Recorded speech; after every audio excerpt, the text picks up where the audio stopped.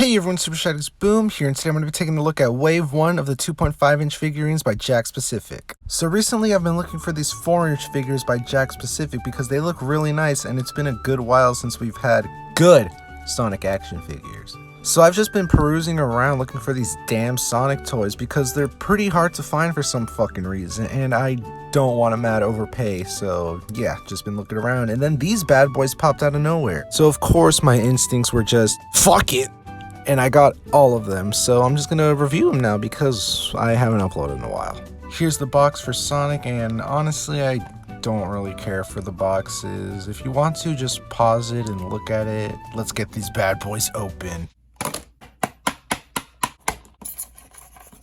So here's Sonic and all this.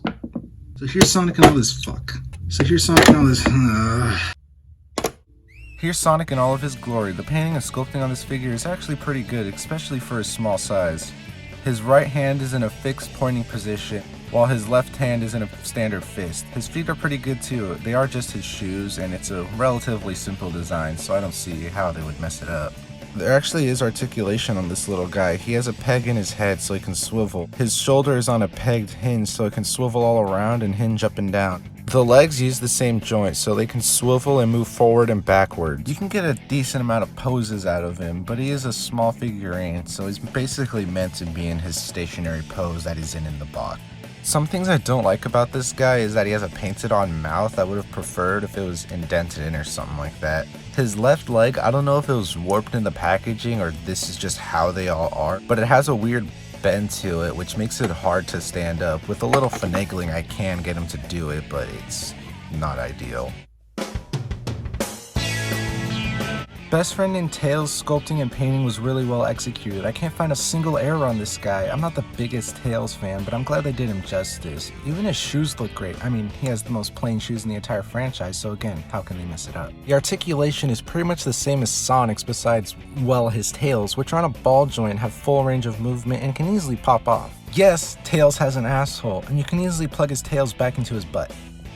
I'm actually quite satisfied with how Tails turned out. There's simply just nothing wrong with him, and the tails being able to pop off can mix up the variety of poses you can put him in. I don't even mind his painted on mouth either. The main thing I can really think of is that his tails make him really top heavy, which causes him to fall over, and if I point him downwards, he's standing at this weird slanted angle.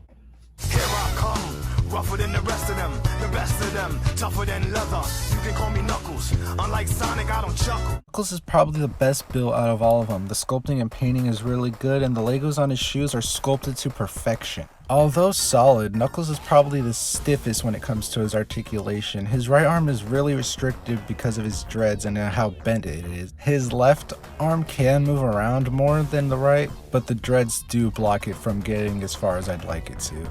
His head can't move at all. Well, actually, kinda can. Knuckles ends up with the most limited posing options, but I don't mind it too much. I love his big goofy hands and Lego shoes. When it comes to the painted on mouths though, Knuckles has it the worst. He looks like some sassy pachinko lady in Vegas. Get these basic ass characters out of here. This is who you really want to see, right? This is the best Chao figure ever made, when the other options are fucking these things. Yeah, no competition. The Chao also comes with some rings. I honestly don't get what these rings are for. It's not like the characters can hold them or anything, unless you have some putty or something like that. My absolute favorite thing about the Chao is that he scales perfectly with the Sonic Nendroid. I love it so much.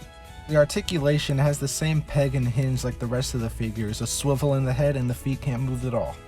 Yeah, the Chao is great. The painting and sculpting is phenomenal. It's easily the best out of the set. Metal Sonic has a pretty solid sculpt and build. He's also the most detailed out of all the figures, meaning he can be pretty hit or miss in certain areas. He has pretty much the same articulation as the rest of the figures. If you can make it out underneath my scuffed lighting, the paint on his right eye looks pretty tweaked out. Also not too big of a fan of the bent elbow. It's just really restricting with poses and it's just awkward. Although Sonic's elbows are bent as well, he can at least be put into a neutral position, but Metal Sonic can't, unfortunately. His shoulder pads also really restrict his range of movement.